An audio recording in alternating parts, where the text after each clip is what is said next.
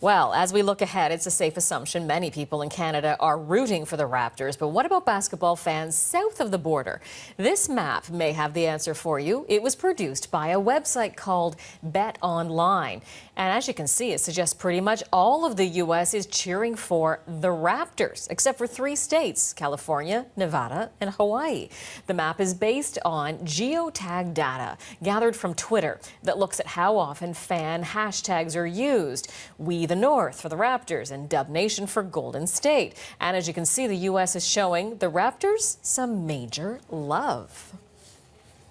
Another place that's showing some big love for the Raptors is our nation's capital. And that is where my next guest joins us. Vic DiPaolo is a basketball announcer at many different levels in Ottawa. In fact, he calls himself the voice of basketball in the city. Victor, thanks for joining us today. Thank you very much for having me, Jennifer. It means a lot. Well, what's the sense of the energy in Ottawa right now about this? The whole city's buzzing. It's really excited. This is the first time in 24 years, I'm sure, as you know, that in the Raptors franchise that we get our first shot at winning an NBA championship in the NBA Finals. So, everyone who plays basketball or sometimes even don't even play basketball, I have some colleagues at work that approached me that said they watched the last Raptors game and they've never watched a basketball game in their life.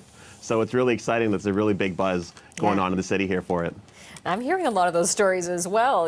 I used to live in Ottawa, and I know it's not exactly a basketball town, maybe more of a hockey town, you could say. So what kind of an impact has this Raptors run had there, though, on basketball and the sport in the city? Well, let's not forget basketball started from just right around the corner from Ottawa in Almont, Ontario with Mr. Naismith. So, there's a lot of close relationships with Ottawa and basketball. There's a lot of championships that have been won here in the nation's capital. The Carleton Ravens men's basketball program, don't forget, they've set a record number of championships in about 15 years. And I think that is one of the best records for a university program in North America.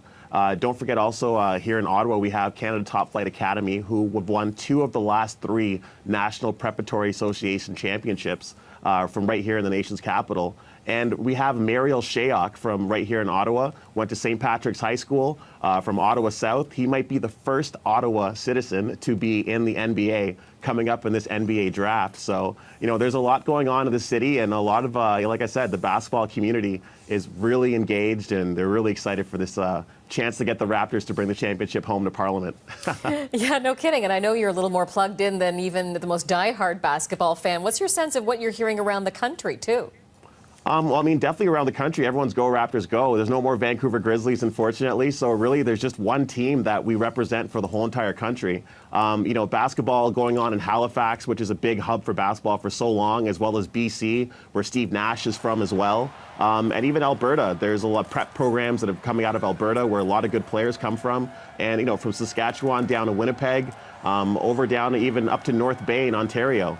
There's a lot of basketball going on across the nation's capital as well. And I think basketball might be officially Canada's next official sport at this rate, the way it's growing.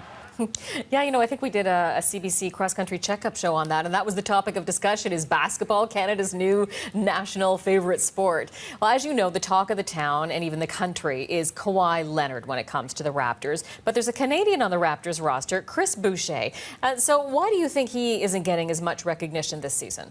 Well, Chris Boucher, don't forget, he played, he's from Montreal, and he played for a prep program by the name of Thetford Mines, which plays out of Thetford Mines, Quebec.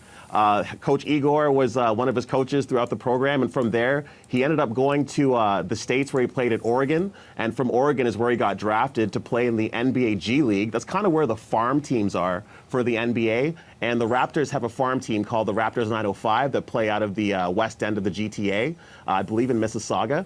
And, he was actually fortunate to be very, very decorated with a lot of accolades, set a lot of records for, his performance and the way he played. And he's actually on the roster right now for the Raptors, our very own Canadian who has a chance to win an NBA championship, Chris Boucher. So hats off to him. He's definitely a standout player. But, of course, with minutes and the way it goes in the playoffs, his minutes, of course, have been a little bit limited. But, that's how it goes when you're a young player in the league. For sure. Well, we'll be watching for his name, but I wonder what else you're going to be watching for as the series kicks off tomorrow.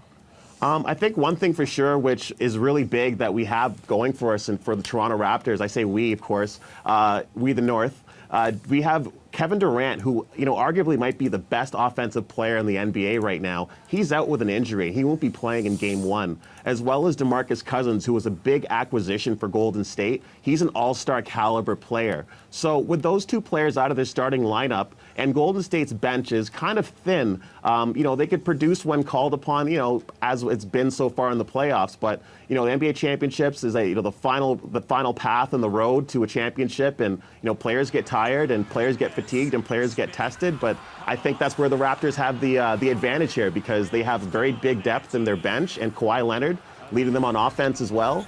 I think we have a chance to win Game 1.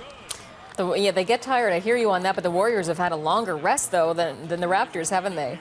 Sometimes it can go against you for that, because the Raptors are still fresh off of a series with the Milwaukee Bucks, and they're war ready. They're game ready. The Warriors are, as you know, the favorite to win, being the two-time defending champs. But what do you think? As you can see from that map we showed earlier, a lot of even North America is rooting for the Raptors and calling them the underdog. What do you see? Well, the thing about the Warriors that a lot of people don't like is because the addition of Kevin Durant, who already was, he was a player who could, in certain debates, people say could have won a championship with the Oklahoma City Thunder, the team which he was drafted from through the Seattle Supersonics before they got the franchise moved. And he was a player who ended up going to a Golden State Warriors team who had almost an NBA record best. I think it was 72-10 was their record that they'd had. And after that season, when Kevin Durant was up three games to Golden State, and then they ended up losing to the Golden State Warriors in that series, you thought that would be an opportunity for him to kind of redeem himself and come back, but he decided to join the Warriors. And from then, people kind of looked at the Warriors as an unfair team with all the weapons they have, from Steph Curry to Klay Thompson to Draymond Green, Andre Iguodala. The list goes on from all the kind of talented players that they have. So, everyone likes to see the David Goliath. This is a David versus Goliath sort of scenario, and everyone likes to see the underdog win. Well, listen, enjoy the game tomorrow, Victor. I'm so glad we caught up with you today. Thanks for chatting with me. Jennifer, thank you so much. And, big shout out to Ottawa basketball. For sure. Victor Paolo, a basketball announcer, joining us from Ottawa.